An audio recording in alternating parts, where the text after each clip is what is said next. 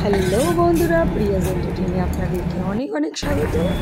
তো আজকে আমার এই নতুন আইডিয়াটা কেমন লাগলো, আমি আজকে ব্যাকগ্রাউন্ডে শুধু মিউজিক দিয়েছি, কথা বলিনি। কেমন লাগলো এই আইডিয়াটা? যদি ভালো লেগে থাকে আমার ভিডিওটা এরকমভাবে, তো আমাকে প্লিজ একটা কমেন্ট করবেন। অ্যাকচুয়ালি এটা আমার বৃহস্পতিবারের ভিডিও। আমি বৃহস্পতিবারে কী কী করেছি সেগুলো আপনাদের সাথে শেয়ার করছি। আর শেয়ার করতে একটু দেরি হয়ে গেল, কারণ আমি একটু বিজি ছিলাম, যার জন্য আমি শেয়ার করতে পারিনি। তো এখানে দেখো যে ডালটা দেখলে, ওই ডালটা কিন্তু আমার বাসি ডাল ছিল। তো আমি ওটা না ফেলে ওটাকে আমি ডালের চোখা বানিয়ে ফেলেছি শুকিয়ে।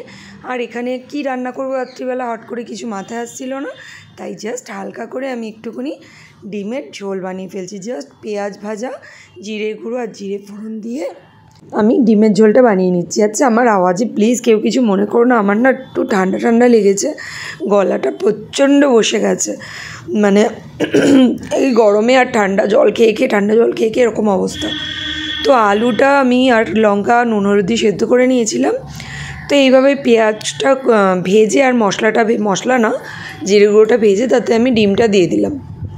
দেখতেই পেলে হালকা পাতলা খাবার তবে কিন্তু আমার এই তরকারিটা খুব টেস্ট হয়েছিল। দেখে মনে হচ্ছে কে জানে কেমন হবে কালারটা দেখে, তো কিন্তু সত্যিই খুব টেস্ট হয়েছিল। এখানে আমি ডালটার মধ্যে কাঁচা পেঁয়াজ আর কাঁচা লঙ্কা দিয়ে, আমের আচার দিয়ে ডালটাকে ভালো করে মেখে নিয়েছি। তো ডালটা খেতে না অসাধারণ লাগছিল, মানে ওটা দিয়েই অর্ধেকের বেশি ভাত খাওয়া হয়ে গেছিলো আমাদের। এই আমটা দিয়ে একটা আম আমি নিজে খাবো, আর আরেকটা আম দিয়ে আমি ডালটা মাখবো। খুব ভালো লেগেছিলো। আর এই তরকারিটা আমি লাস্টে একটুখানি ঘি দিয়ে দিয়েছি, তরকারিটার ফ্লেভারটা খুব সুন্দর আসছিলো। তো আমার তো খুব টেনশন হচ্ছিলো যে কে জানে আমার হাজব্যান্ড খেতে পারবে কিনা, কারণ কি একদম হালকা পাতলা হতো, এরকম খায় না। যাই হোক, খেয়ে নিয়েছে, বলছিল না সত্যিই খুব ভালো লাগছে।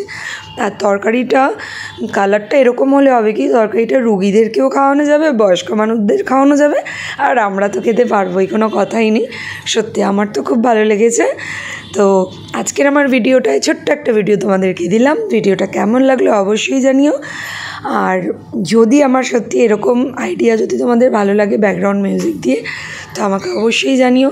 মানে আসলে কি না, সবসময় এরকম এই ব্যাকগ্রাউন্ডে কি কথা বলবো কি না বলবো আমি ঠিক বুঝে উঠতে পারি না, আমার গড়বড় হয়ে যায়। একবার বলার জায়গায় আমাকে 10 বার কেটে কেটে কেটে কেটে বলতে হয় কথা, যার জন্য আমি ভাবলাম যে এরকমভাবে ট্রাই করে দেখি।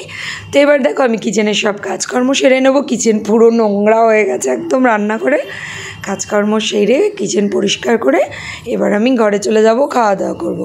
তো চলো আপাতত টাটা, দেখা হচ্ছে নেক্সট ভিডিওয়ে।